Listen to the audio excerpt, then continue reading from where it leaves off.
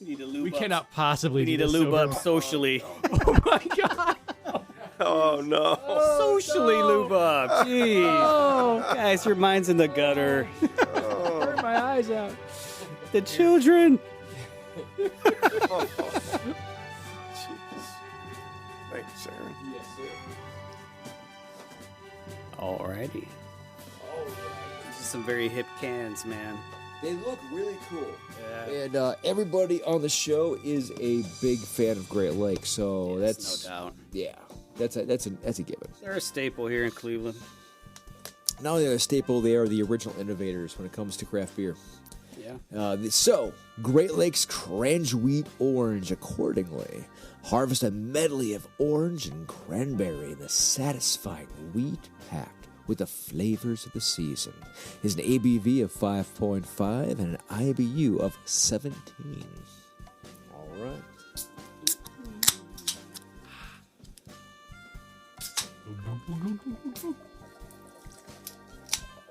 Orange. This is practically a health drink. As I pour this out, it looks like cranberry juice, actually. Yeah. That looks fantastic. It has a nice pink hue to it. Smell that? Like the can almost trolls you a little bit that it's going to be more orange. I mean, look at this. Look at this. When you hold up to the light, and unfortunately, people on the other side can't see because the light is coming in this direction. However, it's this beautiful pinkish hue. Whoa. Hold on. So there's a... Wow. There's a citrusy overtone to it. Ooh. Dampish flavor. Nose, rather. I gotta say, it smells like grapefruit. Rather than orange, it actually smells more like grapefruit.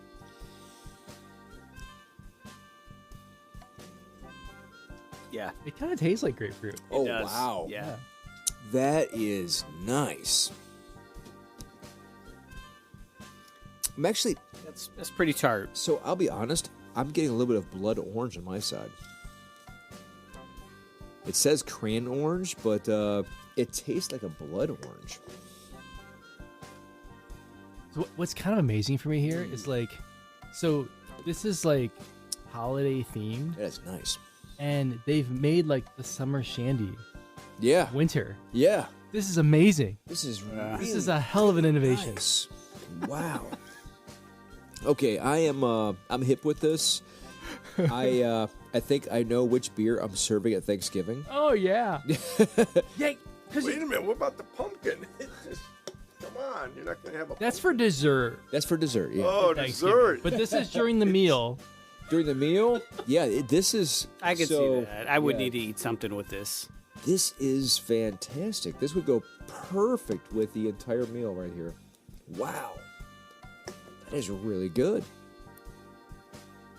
It was kind of fun for me. So, like, I was explaining how I just found out that I was riding my bike by the Great Lakes gift shop, and I was like, I should be partaking in their beers.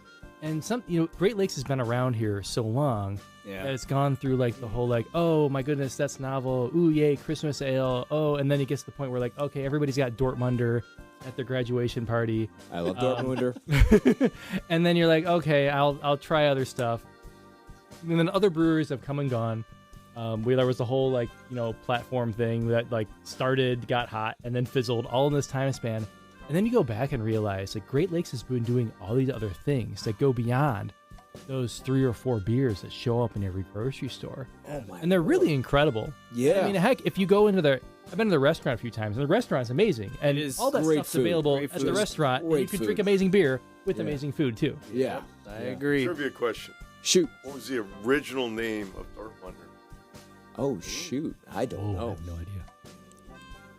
Stumped y'all, huh? Yeah. Heisman. Oh, all right. Oh, Like the sportsman. Yes. And they could not keep the name because of Heisman. All right. So they called it Dortmunder. interesting. Goes back to like 88, 89-ish. Okay. But yeah, frequented the bar when they were serving pitchers of Heisman.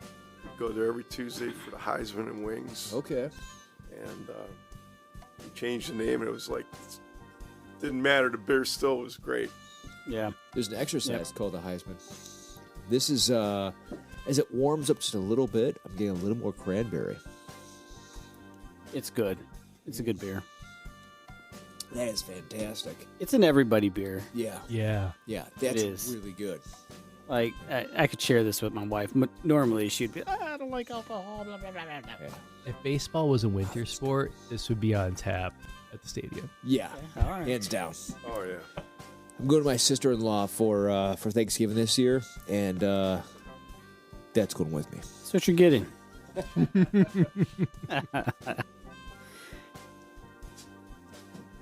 So, all right. So, Oh, man. Aaron picked. Aaron, you picked it. You You got to picked- take it now. Aaron picks out. Well, I have some stuff to read here. So, yeah. So, I used that word because that was the.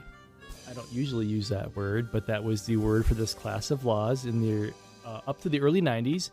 A few states had "quote unquote" anti-sodomy laws, that prohibited certain types of sexual activity in the privacy of your own domicile. Mike Johnson was a lawyer with whatever Alliance Defending Freedom, which does a lot of the religious liberty cases now, whatever they were called before that, Alliance Defense Fund, something like that. In the early 90s, he would write a lot of editorials in Shreveport's newspaper promoting the causes of the ADF. And one of them was filing an amicus brief in favor of upholding the Texas anti-sodomy law in Lawrence versus Texas, which was the decision where the 6-3 Supreme Court struck down the anti-sodomy law, clearing the way for states no longer legislating against private sexual activity. They no longer were able to prohibit certain things going in certain places in your bedroom. Okay. I see what you did there. But What Mike says in his editorial, a few different quotes here.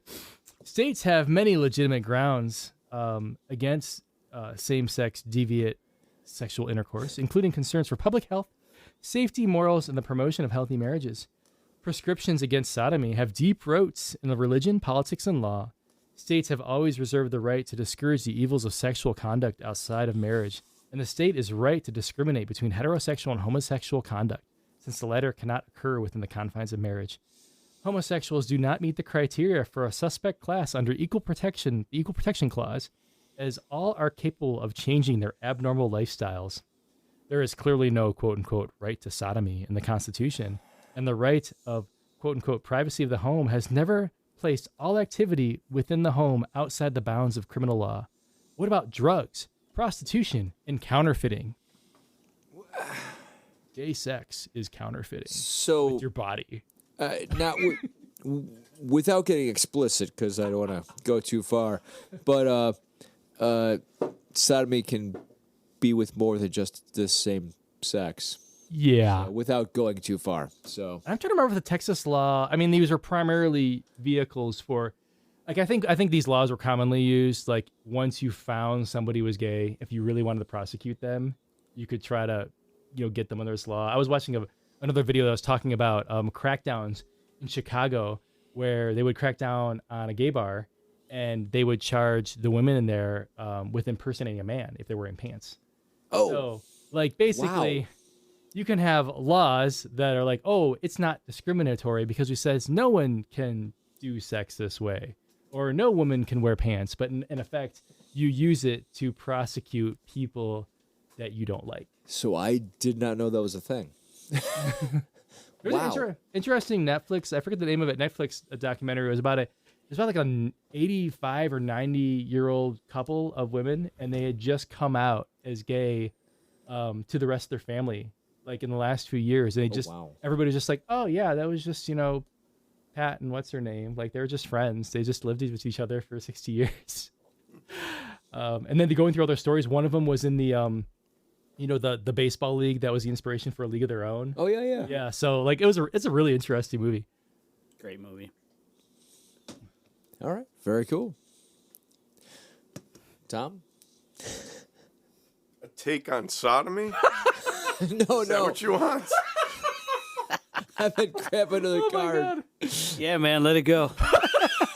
No, I mean, what were you looking for? Well, you're gonna have to search deep within, man. I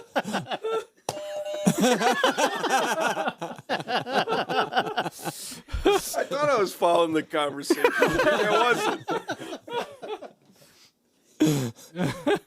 Actually, I was just gonna grab a new card. That was all. Oh, a new card. Wait a minute, but you skipped him then. Oh yeah. That's right. Keith. That's why I was Keith. wondering. See, because he's next in the sequence. That's right. Why are you going to me? It's got to be a take on the He sodomy. has the next one. Him as the speaker, I was. My mind just bypassed him. Yeah. I didn't really know we discussed it. All right. We've I talked. knew the sequence. We've talked enough about that. So I will pick a very All quick right. 30-second topic. Maine Senator Susan Collins. Okay. I do not have a quote from Mike Johnson about Susan Collins, but I have a quote from Susan Collins about Mike Johnson. Oh. Okay. And from, I believe she's a reporter. Her name's Lauren Fox. She tweeted out, I asked Susan Collins what it would be like to work with Johnson on spending issues. And she says she doesn't know him, but was going to Google him this morning. Oh. Ouch. So that was just the most classic Susan Collins thing ever. That's as Susan Collins as you get. Is like, oh, I was really surprised by that obvious thing. Oh. Is he on Facebook? Or whatever. Don't worry. I'll find him on LinkedIn. So I gotta admit, I don't even know who Susan Collins is. Oh, Keith. Oh, Susan Collins is would she be the senior senator from Maine now at this point? So she is historically known as one of the two-ish most moderate Republicans in the Senate. So she's one of the only pro-choice Republicans, for instance. But she kind of always ends up in line with most of the Republican priorities, and she always kind of plays dumb when she gets there. Like, I forget if it was for Kavanaugh or Coney Barrett, but so she'll be like, we really got to interrogate hard this person to make sure they'll protect the woman's right to choose. And then she'll be like, I'm satisfied they take the case law seriously. And then, like, they'll rule, like, to overturn Roe v. Wade, and she'll be like, oh my gosh, I'm so surprised. Wow. Yeah. All right. All right. There's the picture. Recognize her? Oh. Okay. So you know who she is? Yeah. Oh, okay. So what are your thoughts on her?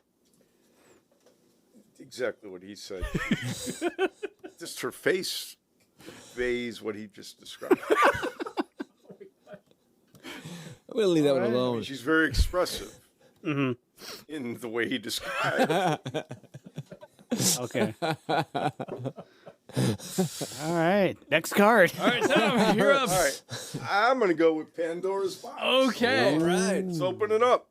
This one is a simple, short, set question for everybody around the room. All right. So I didn't have one particular quote, but when I was listening to Mike Johnson's podcast over and over, he would talk about opening Pandora's box. Turning, getting rid of Texas's anti-sodomy law is opening Pandora's box. Legalizing gay marriage is opening Pandora's box. Doing this is Pandora's box. That Pandora's box. And so what I wanted to ask everybody, what's in Pandora's box? That's why I picked the card, because I knew Aaron would be able to articulate who Pandora was, and I figured I'd learn something above and beyond the reason you feel bloated by drinking canned beer. I think this is going to be a very educational. We'll go counterclockwise. So who is Pandora? Let's start there. Oh, good Lord. It's been so long since I did Somebody could Google Greek it. mythology. But I figured So- you would know it, Aaron. I just figured Well, you'd know it. Pandora, So, as I recall, Pandora is the one that housed chaos, right? And so to keep it enclosed, you were not to open that box because it was enclosed by Pandora. I could be wrong, Keith, I'm trying to read this and I'm not getting it. because Interesting. as I recall, it was Again, I could be wrong, but as I recall, Pandora was housing chaos. I was just gonna go with music app. I wasn't sure. This is an interesting thing, though. Like, this is an interesting example where language that, like, he might be like really like accustomed to being like, everybody gets this inside baseball that I talk about, like, because there's often like 2 or 3 or 4 different general terms for that people use for like, this is opening up something that we can't close again, like slippery slope. Slippery slope. But he uses that word a lot too.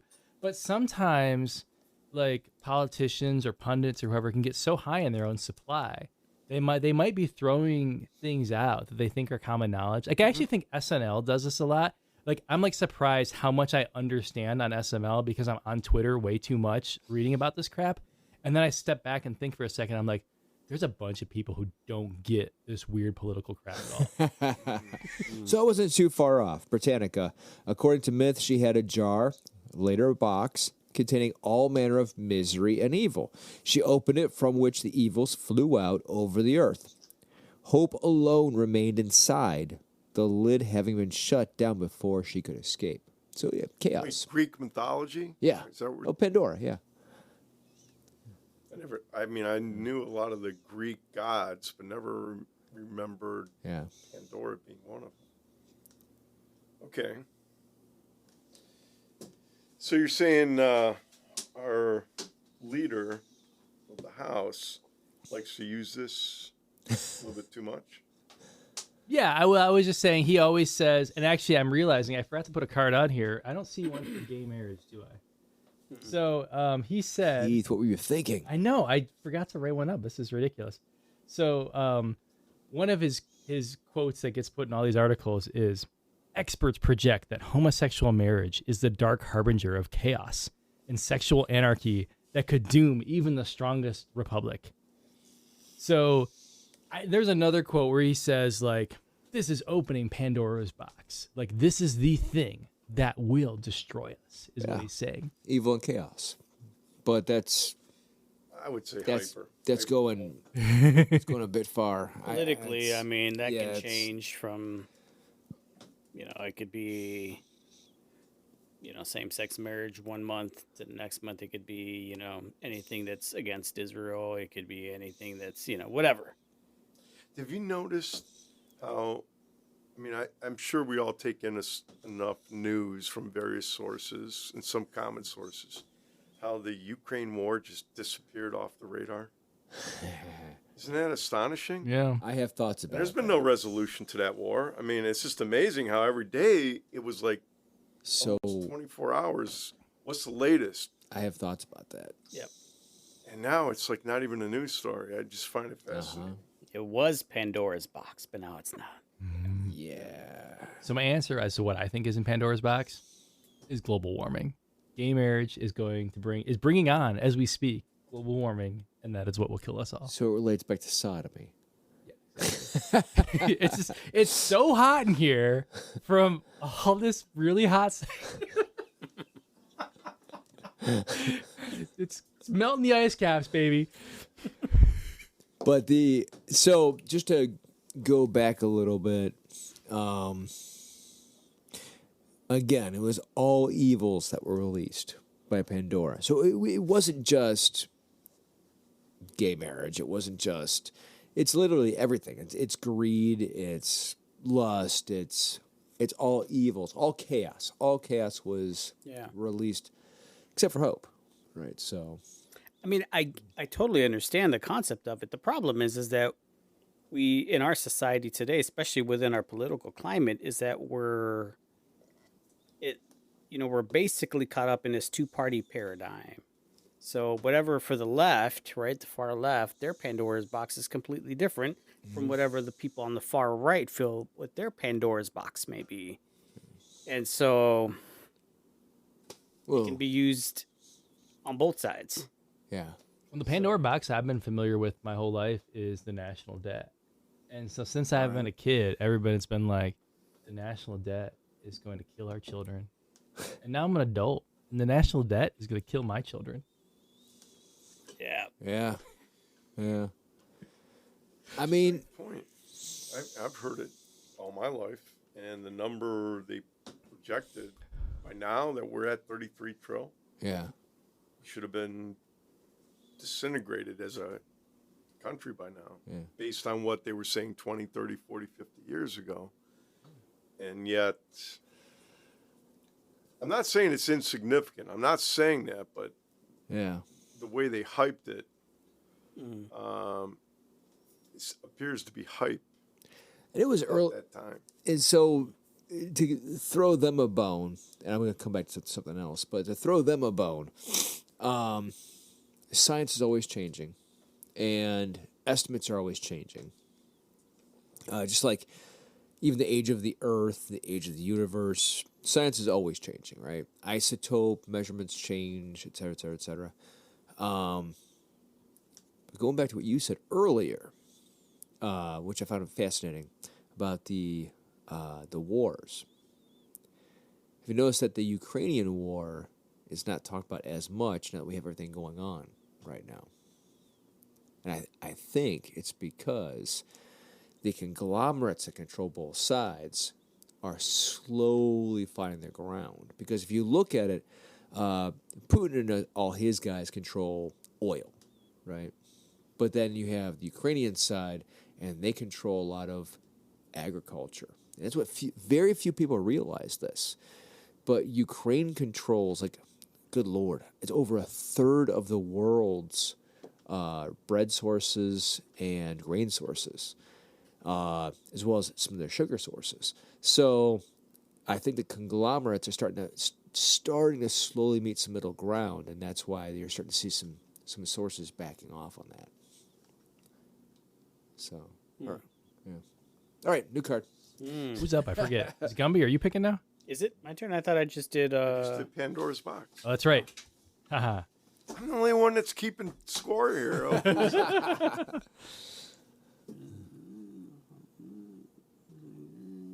Let's go AI. All right. All right. So, he was talking for a while on his podcast about the hearing with Sam Altman, Oh yeah. OpenAI. Oh yeah. I didn't get like any amazing quotes, but I thought this was kind of like funny. So he says, "There's a spiritual implication to this. I get a real queasy feeling in my gut because it feels inherently like something out of the Book of Revelation. Can become almost like an idol, a god for some people. This could have very nefarious uses in the hands of the Chinese Communist Party or Vladimir Putin. Fortunately, we're ahead of them right now." And keep in mind, in the context of this conversation, he was just talking about Sam Altman demoing Pt2, which senators or representatives were pulling up on their laptop. So I thought it was funny that he was commenting about, oh man, what if Vladimir Putin got this and it's publicly available on the internet? So, but what I wanted to ask was, so what part of Revelation does artificial intelligence remind everybody of? It's a good question. Artificial intelligence. I mean, automatically everybody's going to cite the image of the beast, right? Except historically, that would be completely incorrect. But that's probably what everyone's thinking of, right? The image of the beast. I was thinking of the anatomically correct angels with all the eyes. Okay. Okay. I really wasn't going there. I was seeing a complete disconnect that I don't think Revelation was looking at our technology of today. I don't think so either. I buy that. That Well, might be the smartest take here. That's, I definitely all agree. But if we had to pick something from there, would you pick anything from there? You lost me.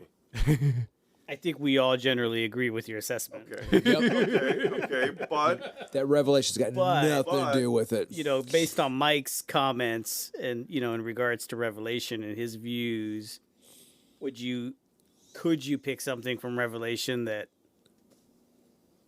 somehow... well, okay, that's a fair question. To be honest, I haven't read the Book of Revelation in about 6 years. Okay. or would remind you of something. So, I have a real good overview of what Revelation is, but I can't think of any verse that gets specific. So I just don't have a take.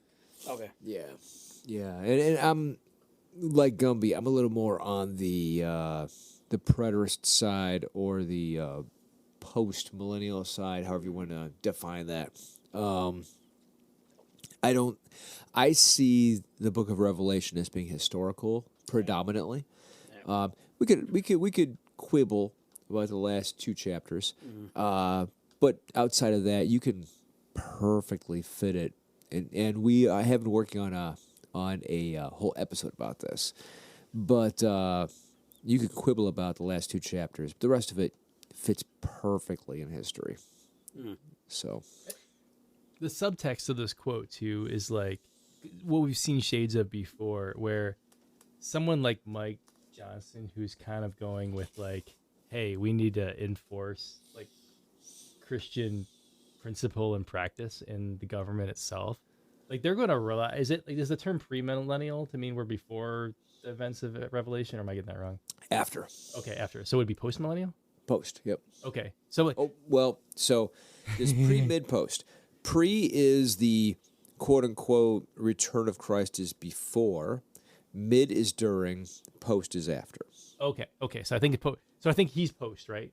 Mike is. I think so. Okay, yeah. So a politician who's gonna do this stuff where they're like, so he's gonna preach limited government until he's got something to go on that he can relate back to his faith.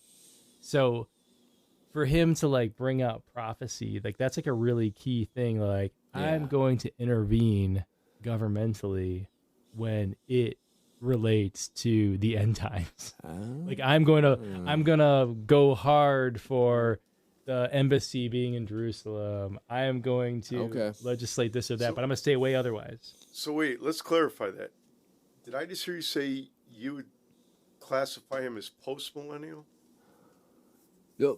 I believe he is. I believe that So I heard you right, Okay. which translates into the post-millennialists believe that Christ will come back after people kind of like figure out our problems and we get the world in order. And that's when Christ comes back. Yep. That's the post-millennial view that I know of. Yeah. Yeah, you're pretty. So you're on there. he believes we're going to get it together and then Christ will come back? Apparently. Okay. I didn't know that because if that's his view, I would disagree with him. Okay. And we're kind of reading between the lines with.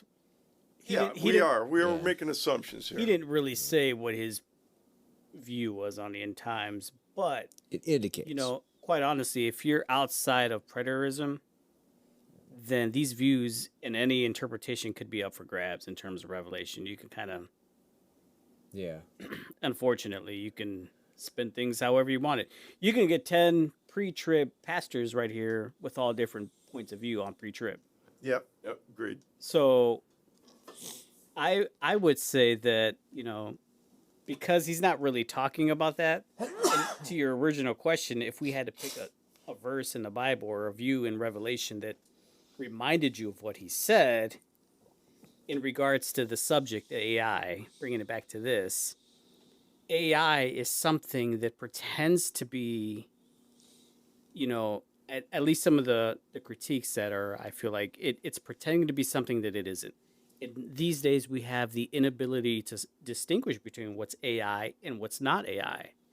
We can't determine anymore if it's human or not unless we have an AI program, right? So something that says that they are or aren't. So my mind, when you asked the question, it went to the verse in Revelation that said, when it talked about, and I'm not trying to be taboo over brew, but whatever, it can be a taboo subject, but when it talks about the synagogue of Satan in 12:9, I believe it's 12:9, and it says those who say they are Jews but who are not, they are pretending to be, but they're sons basically of the devil.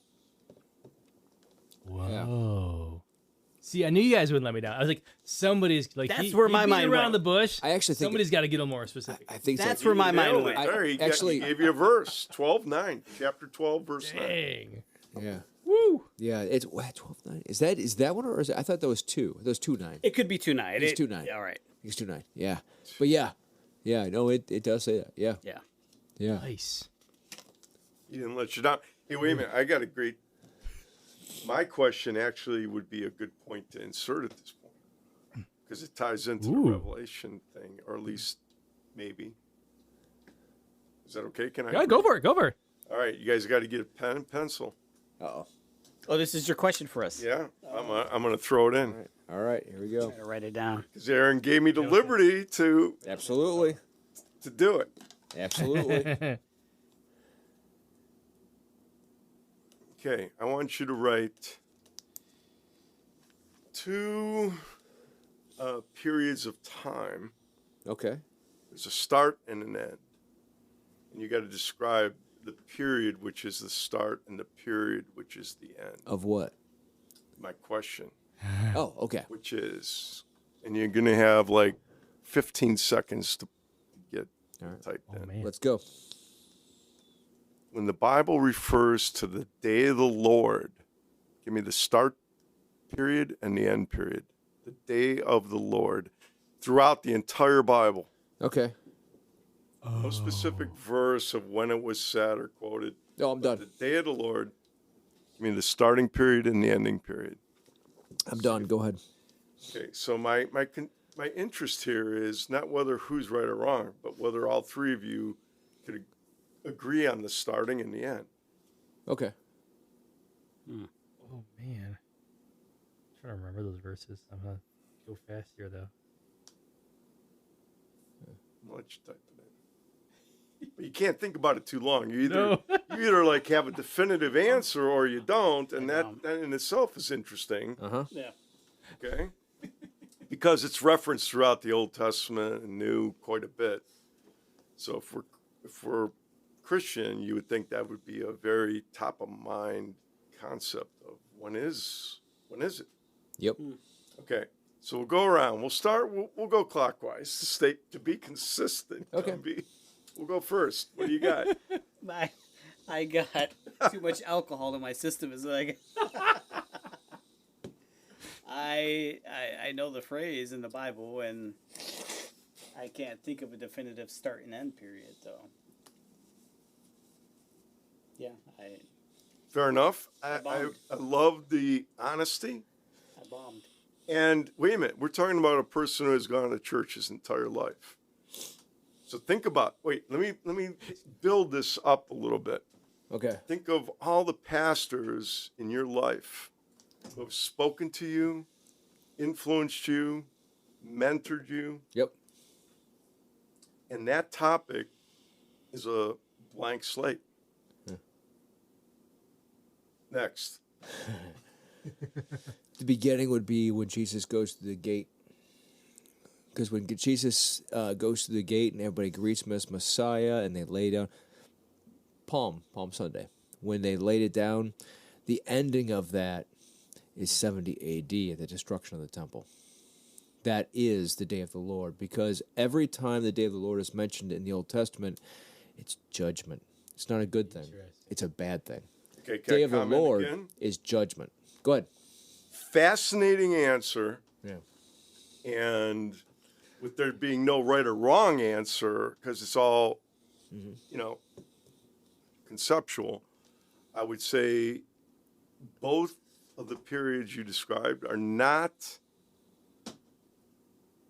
what a group of theologians collectively came up with. Okay. But it doesn't make you wrong or them right. It just says that there's a variance. Yeah. That's all I'm saying. And I think it's fascinating. And I can go into further detail, but go Couple ahead. dates. Go ahead. Okay? All right. So I went with kind of roughly the same starting date, where I was thinking like basically the time of the resurrection. So like a 33 AD or thereabouts. But I was thinking like for the entire like history of the church up until like, basically the end of time. So I just picked like 33 AD to 2987 AD, assuming the world would end at that point.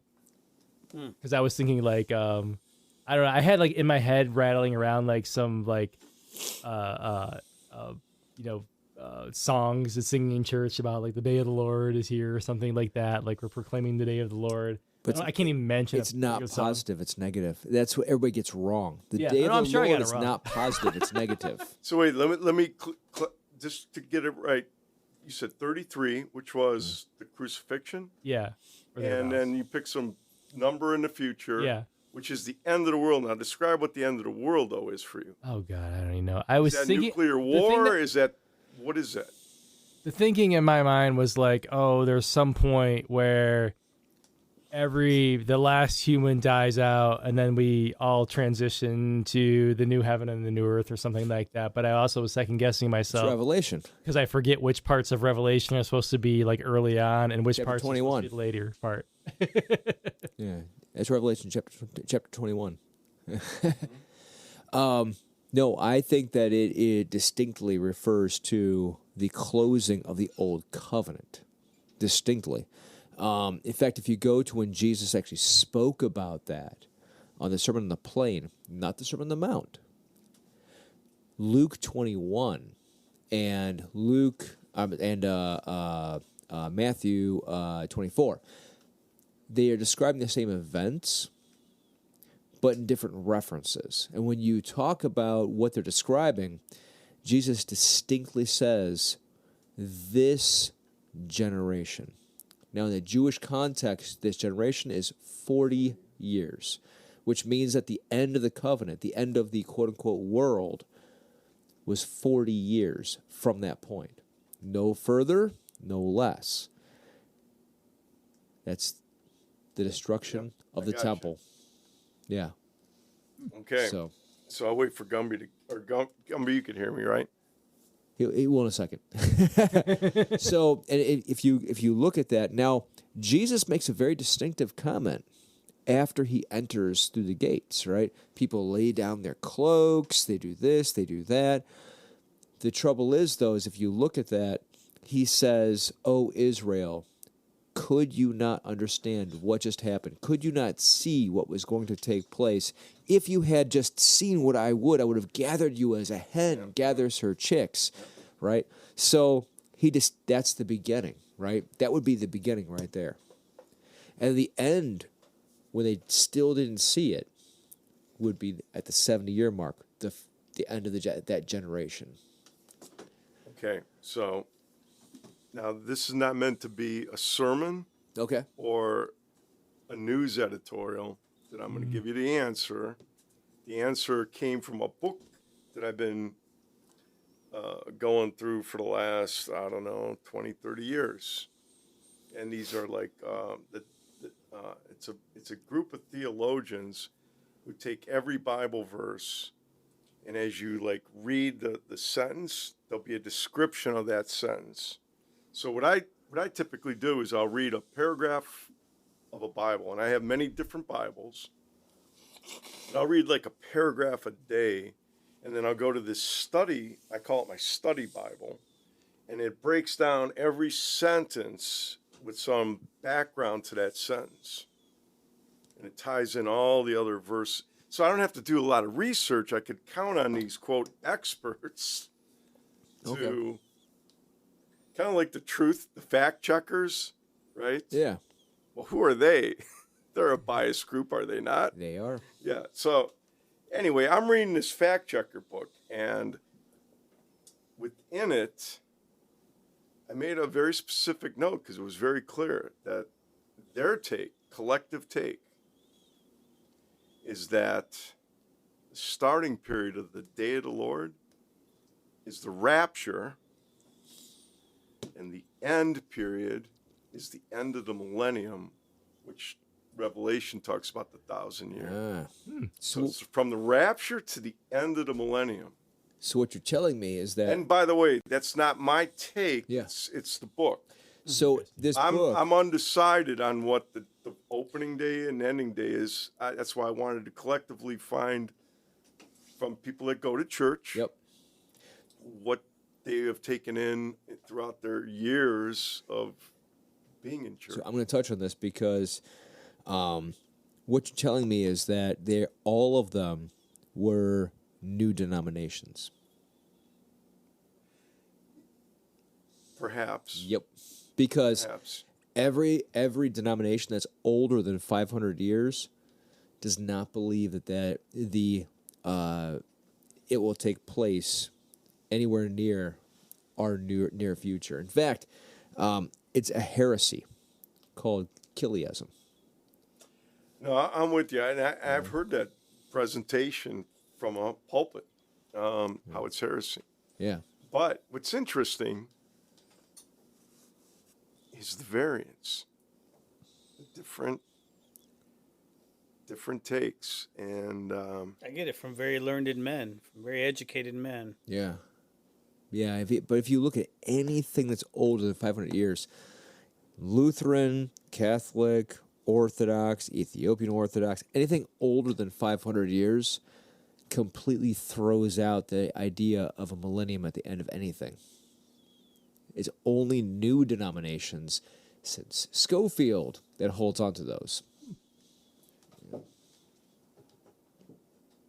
I asked the question, so there it is. There we go. I wasn't even thinking along the lines of like Darby and Schofield and dispensationalism and all of that. It all and ties in for sure. Oh, yeah.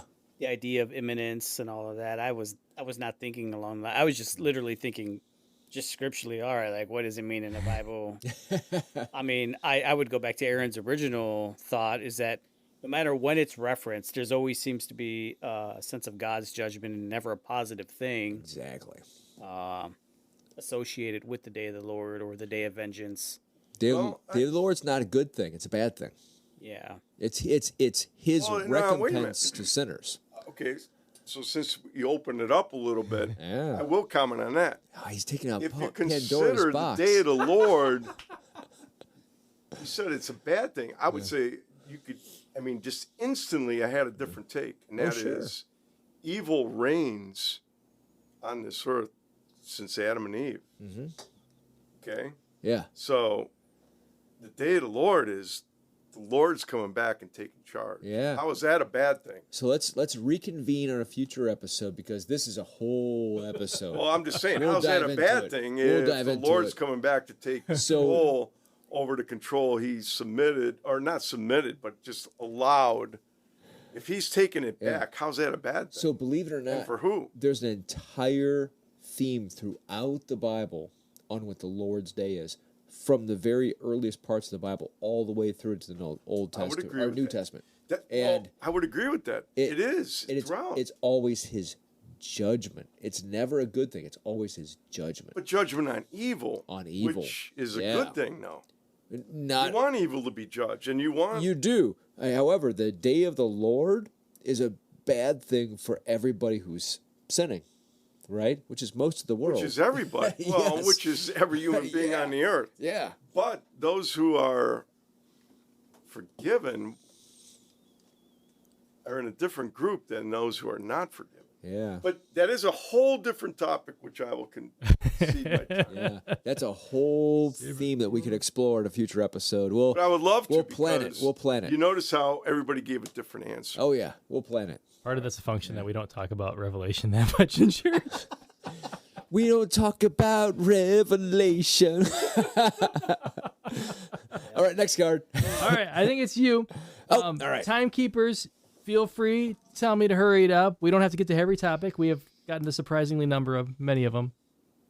I'm gonna go type. Okay, that is a quick take. Sounds fun. I'm gonna. It is a little bit fun. typos.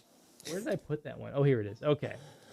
This is just a little bit of silliness. This is after he became speaker. He had a fun one of those, email blast thingies that goes to his mailing list, presumably for fundraising. He wrote, Democrats don't know a thing about me. All I want to do is make our country safer, secure our border, bring down costs, restore law and order, and ensure America remains the freest, most powerful country in the world. I refuse to put people over politics. Oh. Well, there you go. All right. Obviously, he meant That's to a switch Freudian those slip. around. Typo stated. I refuse to put people over politics, and he got thoroughly excoriated, of course, by Well, that corresponding Democratic fundraising emails. That person who typed that got fired on the first day. Oh boy. And that's all we have to say about that. So the one I want to throw out here, because I feel like it's been getting a little neglect. Maybe people don't remember the term, but friends who are Johns. What is a John? Whoa. That is a person very that- broad statement. I thought a John was somebody that goes to a prostitute. Yes, friends who go to prostitutes. Oh, I thought we were doing like John Travolta. All right. No, that's So John. Wait, He's there's a John. difference? this is another story from that in-depth kind of historical article from NOLA.com. Okay. And I think it might, like, I don't know if it has ongoing long-term consequence, but I feel like it's like one of the biggest missteps of his political career in a weird way. In 2015, Johnson offered a lengthy defense of then U.S. Senator David Vitter, who was squaring off against John Bell Edwards in the governor's race runoff. Even though Edwards was a Democrat in a deep red state, he had a good shot to win because many voters were turned off by Vitter getting caught patronizing a prostitute after years of championing personal morality. Johnson wrote on Facebook that he believed Vitter had been forgiven by God and by his wife and was the best choice. Quote unquote, dark valleys help us to develop the kind of eternal perspective that sustains and satisfies the human heart and keeps us humble and useful to our Creator, Johnson wrote. The post angered Edwards, who had overlapped with Johnson for 2 years at LSU Law School. Johnson, Edwards told him in an early morning phone call several days later, had made Edwards seem like a national Democrat by failing to note his pro-life voting record, his pro-NRA record, and his opposition to same-sex marriage. I will never forget this, Edwards told him. So really the actual quote from Johnson in there, that eloquent prose that was kind of glamorizing the spiritual outcome of soliciting prostitutes. Dark valleys help us to develop the kind of eternal perspective that sustains and satisfies the human heart and keeps us humble and useful to our Creator. It's just a dark valley. It's gonna be it's God's will. I don't want to comment. But also, like, John Bell Edwards was not a conventional Democrat at all, as it said. Like, so he was notable for being the only pro-life Democratic governor, in the recent years in the United States. Very much like a crossover candidate. Very much someone, I think, like someone like Mike Johnson, who was like so conciliatory towards that that gay lawyer that he gave his text number to, his phone number to, that like it seemed very different. And actually those two stories were right next to each other because they were actually very proximate in time. Okay. So Interesting. So Mike's defending though the guy who had the issue with the prostitute. yes. You know, I'm going to give him a pass on this one in that he's a lawyer. The way lawyers talk is very different. Have you ever read the Federalist Papers?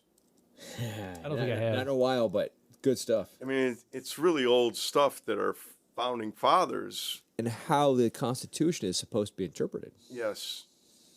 And it's really hard to read.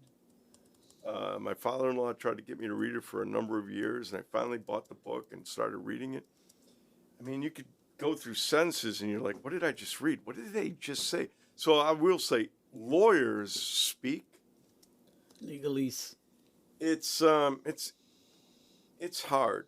So what he described there, I think he's just saying, look, the guy made a mistake, and he learned from it.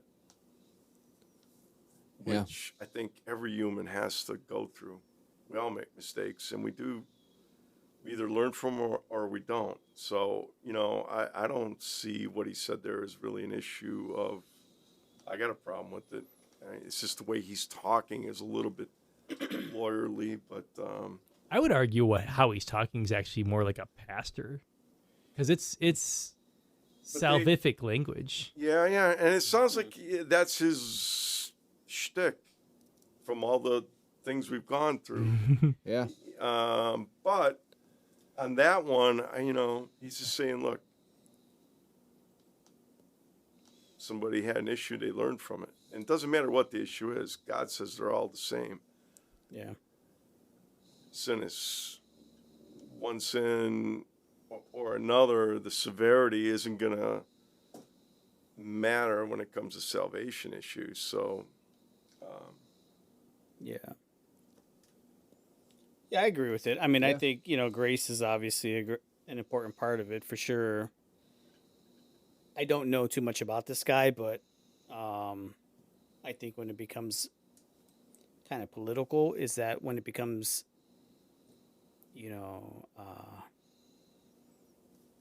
if you're not willing to give that to your opposite party side, that same amount of grace, then it's hypocritical. So if he's not willing to give that to any of his quote unquote, Democratic side for doing the same thing, then Or for a Democrat don't even state it. who didn't do the same thing. Because John Bell Edwards is like a Democrat in name only. Like, that is someone who is, really, in terms of the Republican agenda in the past 8 years where he was governor, got a lot done with the Republicans. Yeah. And I Buck, just don't like the using it for political convenience when it's useful and when it's not. yeah, hopefully he would be Yeah. the same regardless who the party candidate was. If he's going to defend somebody that way, he would he would have that to say about either side if he's going to be non-hypocritical. Yeah. Yeah. 'Cause I'm not sure which candidate both. But it either sounded like side- he was defending his own guy, who was the John. right. So he's just defending his Who ended up guys. losing anyway. That's what party members do. That's why they're their caucus. They defend it. They stick together. It's an interesting foreshadowing because that was 2015, and then in 2016 we had everybody who defended Trump eventually in the face of the Access Hollywood tapes, where he was talking about grabbing women by the hoo-ha. I was thinking about that, but I wasn't going to bring it up. Sorry, I brought it up. Honestly, I it's out there. Yeah. Can't deny it. So I was thinking about it, but I'm like, the amount of people I knew who either chose to just ignore that it didn't happen or that Yeah. I don't understand it. I don't understand the idea of him being a conservative, honestly, because this is a guy who not only said that, but who famously, according to everybody who was at the beauty pageants that he sponsored, all confirmed that he would just walk into the dressing rooms without all of them butt naked, right? So as somebody who didn't have any decorum whatsoever when it came to women. It's okay because Jeffrey Epstein said Trump deserves grace. For Epstein. Oh my god. All right. Next. My point is that it's convenient when it needs to be convenient. Absolutely. Exactly. That's true. Exactly. That's true. Exactly. So, in the name of cynically hijacking the table, I am going to, in the lightning round here, pick the last two most salient topics on here, or at least the most interesting ones. And we have represented here in between immigration and the 2020 election. We have a theological argument, and we have a very political argument. So, a show of hands, which one do we want to do first? Immigration or the 2020 election? Immigration. All right. Here we go. So immigration is our theological argument here. All right. Let me find my... And a theology of all things. So this is an argument he puts forward about the interpretation of Leviticus 19:34. So this is the verse about... Really? About welcoming the stranger. Yep. Okay? So... Yep. And Mike says, when it comes to a debate about a public policy issue like border control, we have to always remember that the greatest commandment, he's also talking about, of course, the greatest commandment, love the neighbor, love God and love your neighbor, that the greatest commandment was never directed to the government.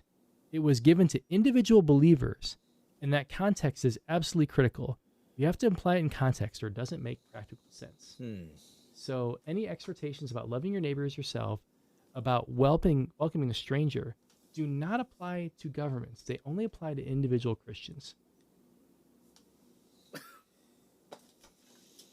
Yeah, I can't make that connection. Yeah. No. I mean, I'm just gonna give him the rope that he wants. Yeah. There you go. That is baffling. Tom, go ahead and tie the knot. That's And he's not the only one who's made it. I've heard this argument before, but it is definitely a quite splitting of the hair. yeah. No, I would actually quote the Pope on that when he says, "Doesn't Jesus talk about welcoming strangers?" But Okay, so what is he trying to, in a roundabout way, defend? He's trying to defend strict border control, really kind of doing whatever you want to people trying to enter the country. yeah, But while saying that Christians, of course, need to be nice to people. Governments Okay, don't. so let me try to.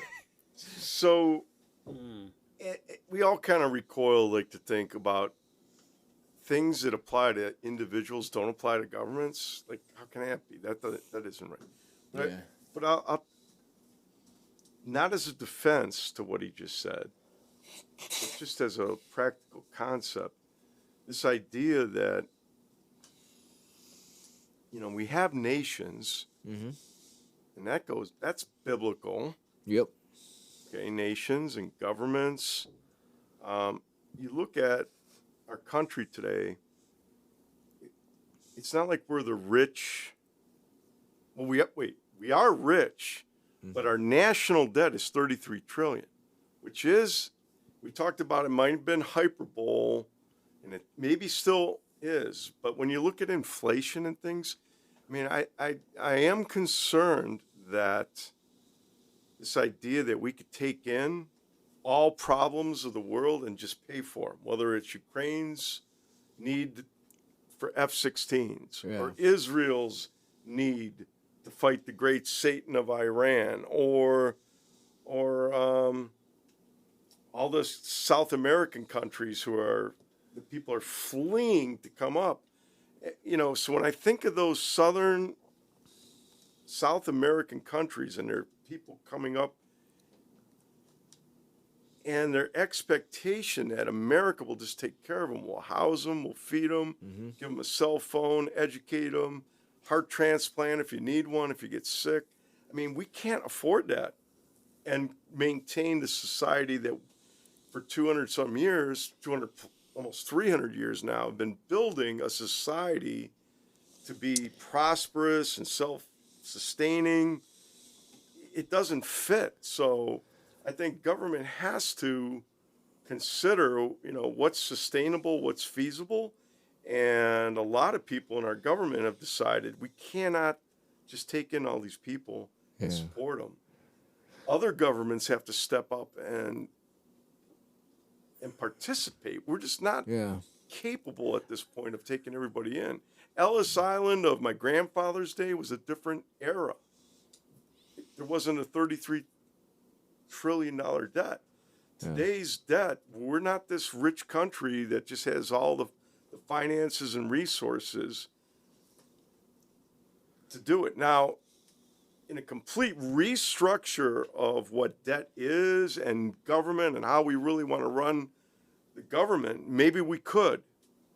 Okay, creative thinkers could say, let's change everything and do it a different way. And maybe then we have a solution to help all these people, which would be wonderful. But if we're going to stay the course, no, we can't just take in all these people and take care of them. It's not feasible. I have an answer, but it's not theological. I'd like to hear it. All right. How many guys here grew up on a farm? Raise your hand. All right. I'm going to ask you a question. It's a legal question, and it's a corporate question. What is the minimum age to work on a farm? I mean, if it's a family farm, I'm not sure there is a minimum age, is there? There is, but if I would say 6. I was gonna say the moment you can start sweeping and picking up anything.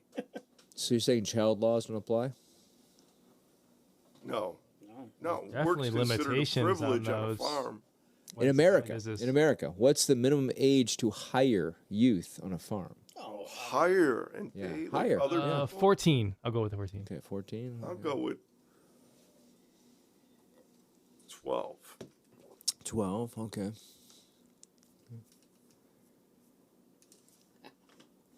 I won't be facetious here. I don't know. There isn't one. Yeah. Child labor is actually legal on farms. You can hire anybody from any age in Why agriculture. is that bad? Why is that bad? You can hire 8-year-olds to pluck 8 hours a day on a farm, and it's legal. It's literally child labor. It's legal here in the U.S. Operate Yeah, large I was machinery and risk thrilled here's to the have thing. a job when I was 12. So here's the thing. You could actually, if you're a parent and stuff, you could forego their education and stuff just to make sure they're working on the farm. Well, if it means and like that's- foregoing education, that's a different. And that's legal. That's legal. Agriculture is the only unregulated industry in this country. The only one. You are allowed to employ anybody from any age in agriculture in the United States of America. It is completely unregulated. And you can come back and try to cite me on this. I'll show you the studies.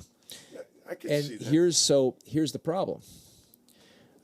On the West Coast, the farms on the West Coast, they put out, I think it was 32,000 invitations to work on farms. Let's roundtable this. How many responses did they get? 82. 82? Okay, good. Well, I'm guessing not many, honestly, because they use a lot of Responses from immigrants out who?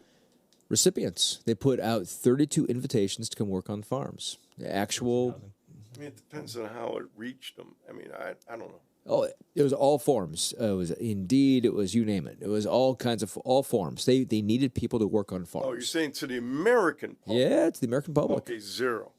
Yeah. 1. Wow. And that 1 did not hire. Okay. So you're saying we need the immigrants to pick our crops? So here's what happens. Without the immigrants, you do not have produce on your shelves because they're the only ones that do the work. In fact, every single agricultural industry pushes against government regulation because it's the only way that you get strawberries and produce on your shelves. Yeah. So literally the United States collapses without illegal immigrants. Everything goes to I would pot. disagree with that. You don't have to be illegal. You could bring in legal immigrants to do it. But And but set we up don't. appropriate But, ages so and so all that. Those here- are heavily quoted. So here's the fun don't part. have to be Here's the fun legal. part. Over 61% of all quote unquote illegal immigrants overstayed their visa. Those are counted towards the illegal immigrants. So the majority of the illegal immigrants are actually here because they're working on farms and they just overstay their visa. Now, wait a minute. Okay, now hold on. I totally respect that. But let's take a bird's eye view of America and just look at all the farms. Mm-hmm. Okay? You're talking about California, where all this Florida. goes on. Yep. You're telling me in Idaho, or excuse me, Not right. Iowa, you got illegal immigrants. You know what? They have farm equipment to harvest. They don't have any illegal immigrants So, in Iowa. farm I don't think there's equipment- any in Ohio picking corn and There's soybean. been ice raids in Ohio. Hold on. They have farms. They have farm equipment for that stuff. Yeah. We're talking about lettuce Yep. in California. Yep. As somebody who has lived in certain parts of Ohio, I will tell you we have plenty of illegal people here working on farms. I've seen them all the way down in North Carolina. And I won't. Give me an Oh, yeah. what's plenty. 6 million, 8 million. Isn't it 11 million in the country right now? It's something like that, yeah. Yeah, I but mean, there's two. No, they're not all picking crops. so most farm equipment cannot farm most of those produce because it harms the produce.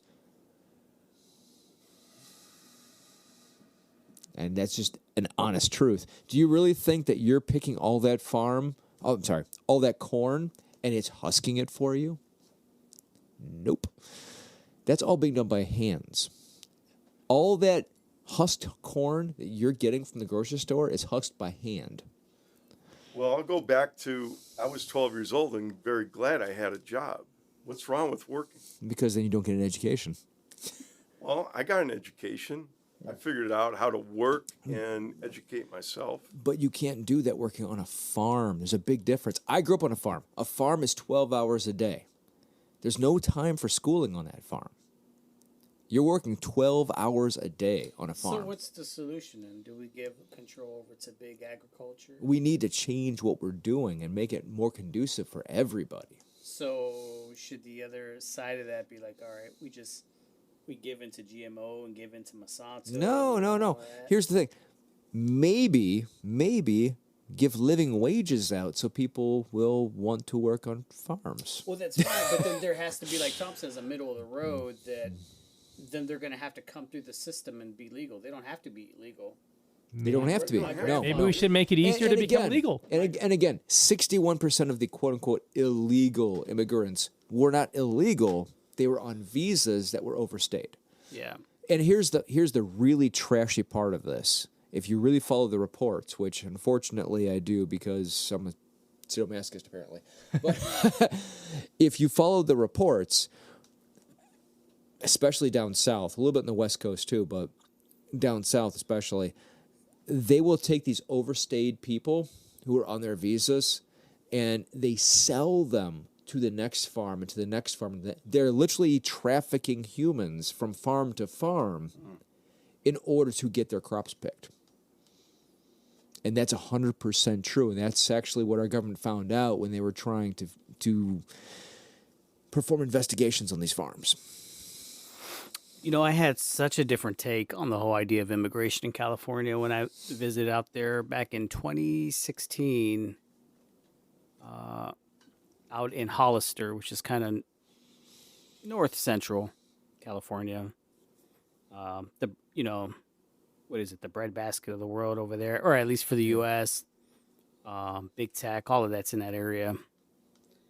But my wife had a family of friends that she's known her whole life. She used to live out in Hollister, and her friends go back 4 generations. This guy was an immigrant from Italy.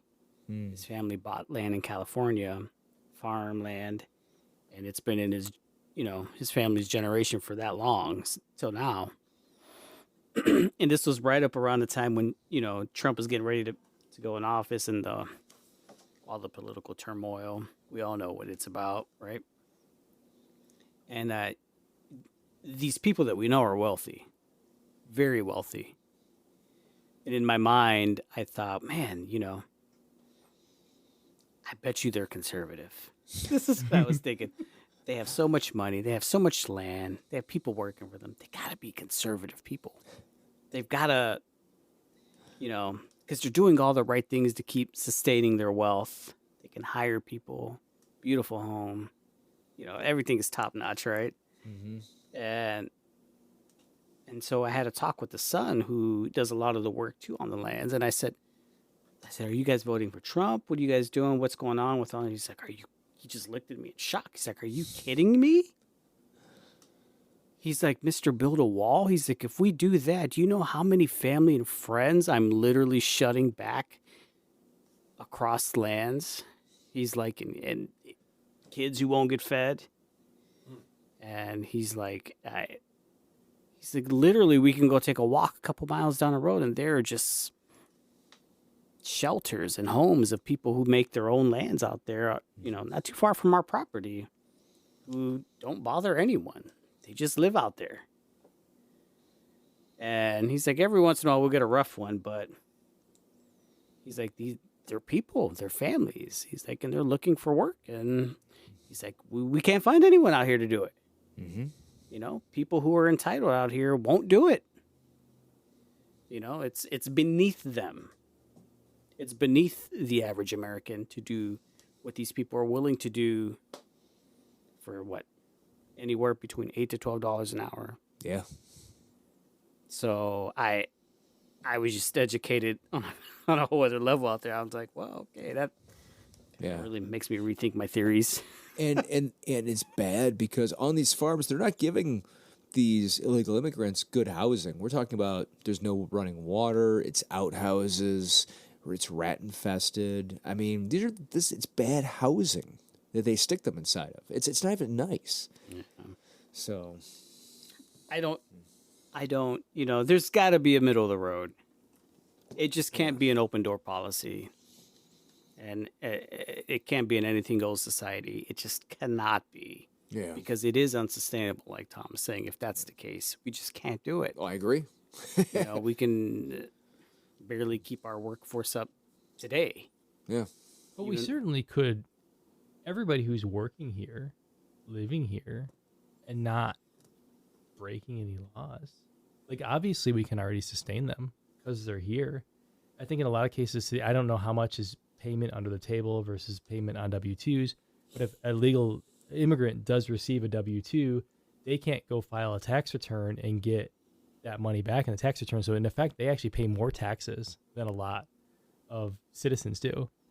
So like they can be a net, I mean, obviously they're net positive economy in the sense that they're keeping, the produce industry going, but they could even be an asset in terms of tax revenue. Yeah. Hmm. Yeah. I'm just saying it's a terribly regulated part of our economy that needs to become 100% overhauled because there's unlivable wages, there's people being trafficked to literally work farms. There's better ways to do this. The- And it needs to be done. There is, and there's another side though I saw to it though. Like when I went to vacation in Cashiers, North Carolina, I saw a lot of these people working the farms, right?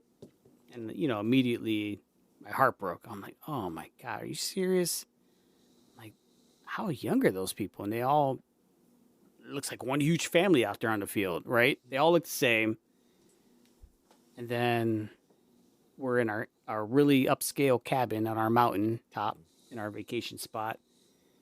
The people who are coming to collect the garbage were all the same kind of people. I'm refusing to just name an ethnicity. And I thought, that's interesting. Went out to eat. Like, oh, we're going to get this kind of food.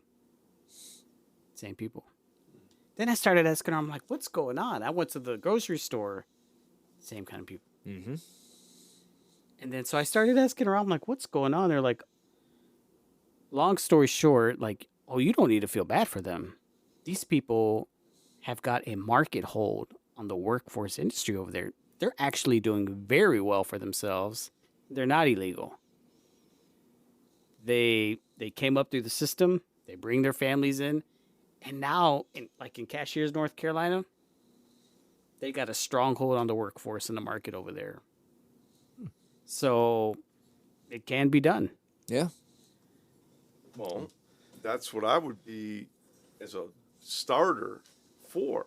Mm-hmm. Come in legally, earn a living, Mm-hmm. be willing to work, Yeah. and then build from there. The I trouble- mean, I started as a dishwasher. I didn't plan on Yeah. being a dishwasher The- my whole life, The, but it sustained what I needed Yeah. at the age I was as a young teenager. yeah. The trouble is that most farms can't afford that. So most farms are paying people $2 a day rather than $7 an hour.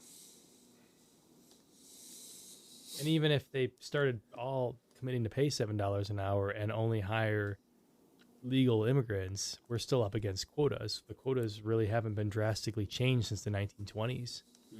And we obviously can sustain more. I mean, when folks compare it to Ellis Island, like we didn't have quotas when Ellis Island happened. Anybody who wanted to come could. And we made like this mythology about America that anybody can come here and make a name for themselves.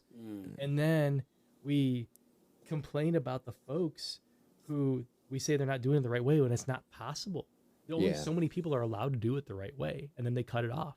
I mean, legitimately, the old animated movie American Tail kind of exposed a little bit of that when they were like, yeah, this is the time of Ellis Island, but sweatshops were legal. That's actually that's a whole nother. Have you ever heard a thing about like they would put people in buildings that would just literally like be able to burn down if anybody like heated it up barely. Oh my god! Where they used to make matches at, these women were getting poisoned to death, and that was legal. So we like to glorify this time of Ellis Island, but people were dying in industry, and it was legal. And if they organized to complain about those conditions, Done. that's where a lot of our police forces kind of gained their modern heft to it, was, by fighting unions. Enforcers. They're enforcers. The Pinkertons. Yeah. Yep. So we like to glorify these times, but it's not like it was actually that much better. It's just that the conglomerates didn't have to hide. Where's the next card? All right, so our last one. I'm not even sure how to follow up on that one. Like that was such a deep, meaningful, important topic. But what I want to talk about, we have a few still on the table, but those are all less fun than this one because I think we should probably wrap it up. But we're talking about the 2020 election, which is Mike Johnson's like big thing. Like if anything he was known for beforehand, it was the 2020 election. Okay. So I'm going to read his argument. So he was one of the 140 odd representatives that objected to the electors from Arizona and Pennsylvania, and he actually organized the rest of the Republican, caucus that did that as well in the days before. So besides actually kind of cheering on the activities of January 6th, the morning of, before really all the crap hit the fan, later on he's articulating his argument for why he had to object to these electors. And this is a very important thing in terms of the legal agenda that Mike Johnson and his types are actually trying to make happen in America. So in his podcast, he says, "We condemn the violence of the Capitol on January 6th in the strongest possible terms. That violence never changed the plain and straightforward text of the Constitution in itself and our obligation to adhere to it. Article 2, Section 1, Clause 2 of the United States Constitution says very clearly, it says, it is the state's legislature that is only the one entrusted with our unique election system. And they are the ones given the exclusive authority to direct the manner of appointing presidential electors to the Electoral College." So what he is saying there, trying to skim through here. So he was saying that only the state legislature can make rules for elections, and that because in those states there were certain allowances for the pandemic, that invalidated the whole rules. And he continues, and he says, so we were convinced, so many of us, that the election laws in states were changed in an unconstitutional manner. Obviously, the slates of electors produced under those laws were also unconstitutional. And it's the fruit of the poison tree doctrine, which I forgot to look up if it was an actual doctrine or not.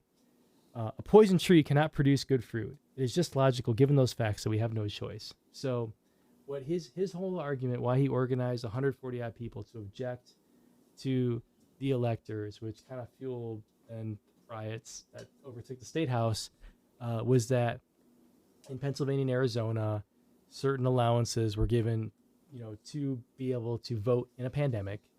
Those things were done by judges, by administrators of electoral laws, and because they were not authorized by the legislature themselves in that state, that made those orders unconstitutional and therefore invalidated the will of the voters in those states. And that's why he felt it was his constitutional duty to object to the results of the 2020 election. Wow. All right. Now, a coda to this is, so that statement was in late 2022. In 2023, the United States Supreme Court took up a case that tested this theory. This theory is called the independent state legislature theory, and it was a legal idea put forth by many conservative groups that section of the Constitution meant literally legislature. And even if a legislature said that an election official was authorized to change the rules of an election, that still that legislature had the power. And even like a governor wouldn't have to sign the law. Like literally a legislature could say, this is what we think should happen. This is how we think our electors should be allocated. So the Supreme Court, in a 6-3 majority, granted a very conservative majority, struck down this interpretation of the Constitution and said that it was not legit, that legislature, quote unquote, in the Constitution means like the governmental body of the state. It doesn't just mean that people literally voted to the Ohio General Assembly. And of course, if they had decided in favor of Mike Johnson's interpretation, that could lead to a whole bunch of things where it's like, oh, if a person managing a polling place leaves the polling place open late because there's a line coming out the back door at the end of the polling, well, maybe that is against the will of the legislature, and therefore that whole state's results are null and void. Or heck, maybe it's okay if Ohio has a Republican supermajority, and that supermajority, independent of the governor, could just say, oh, instead of actually counting our presidential election results, we're just always going to give them to the Republican. So what you're saying is the liberals were so unconvincing that everything that's Republican keeps passing.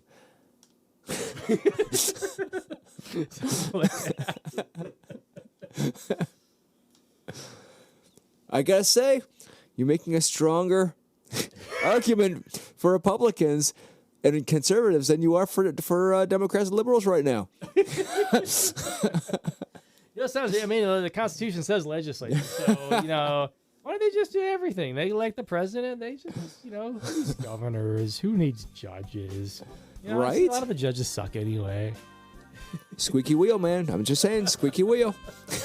So he was pretty tied into the whole January 6th thing?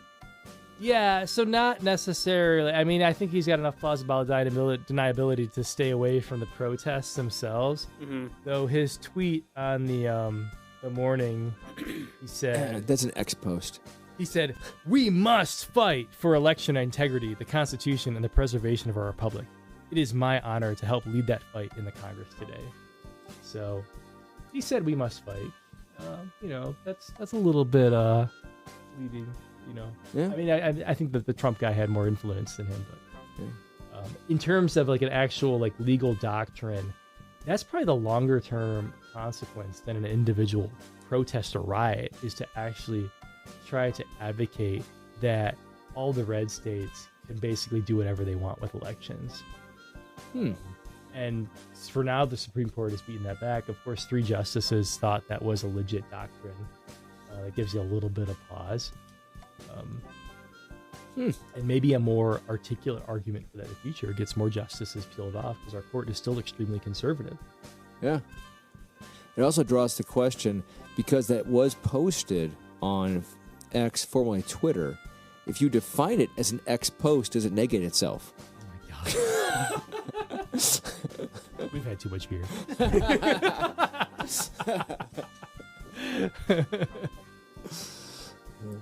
Wow.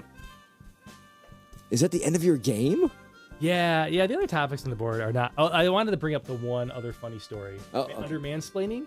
So actually... Of course. So I've been listening to way too much of this podcast, and honestly, I don't actually consider Mike Johnson a mansplainer. Oh, okay. If he... Like, his wife talks a lot in there. His wife chimes in at the perfect points to, like, reinforce his argument. It's either extremely well coordinated, or she is extremely well versed in these issues, and probably more likely a combination of both. All right. But the one funny moment that just cracked me up, this was talking... I'm trying to remember what episode 56 was about, because I referenced it multiple times, and I'm blanking out. But they were talking about different approaches to Christian engagement of politics, and they brought up Representative Johnson brought up the Benedict option, the book from Rod Dreher, that's about Christians kind of disengaging from the mainstream culture and going and creating their own enclaves, like basically their own like proto monasteries, and kind of then coming back and taking over the culture. And he called it the Benedictine option. His wife corrected him and said the Benedict option, which by the way is the correct name of the book. And then he said, "Oh no, the Benedictine option, like the Benedictine monks." And then she was like, "Oh, okay." So a little fun quirk of live podcasting. I mean, I can't say I'm immune to it. I mean, we have an episode on record where I confused Gaza and the West Bank for a whole 15 minutes. So, but he inadvertently engaged in some mansplaining there and gave the completely incorrect answer even after his wife corrected them. I mean, there is the Benedictine rule. It's just simply in the wrong century. Yeah, exactly. No, honey, you're wrong. Nice. This is a great game, Keith. Thank you. Yeah, that was fun. Yeah. We went everywhere. And I mean, I think that's like one of the interesting things. I mean, there's a million different people you could do that with. And we picked one that was in the news. And they impact every topic. And it's not overkill to talk about or to think about how they impact every topic. Because this person literally has the power for what bills appear before one of the two houses of Congress. So in effect, That's a good point. if they don't sign off on that part of it, it doesn't have a possibility of becoming law. So taking this person and deeply considering what they think, good, bad, and ugly, yeah, and I think we have the deepest analyses of the beliefs, thoughts, sayings, whatever, of Mike Johnson on the internet the moment this is published. I agree. That's pretty cool. Yep. All right. We set the bar. Yeah. Yeah. So, that's great. Keith, last thoughts? That was my last thought. Oh, okay. I cede the floor. Tom? That was a great game. Fun. Good conversation. Gumby? Yeah, same here, man. We covered a lot of different topics. A lot of fun, a lot of deep stuff. Even theology got in there. Nothing taboo Sometimes. over brew. Yeah. It's a good thing Keith didn't go any further. We will all be at Martha's Vineyard right now. Please visit us on all of our social media feeds. We're on all of them. X, formerly known as Twitter. Come debate me on Discord. I'm And ready for it. Facebook. And here's the fun part. We've opened up Discord. We want our fans to join in and argue with Keith. So please get in there and offer him the best arguments you can, regardless of what your platform is. And please visit us on either Patreon or anchor.fm/Bible Over Brews and pay for our next beer so we can give you a great show. Godspeed. Good night. Peace out.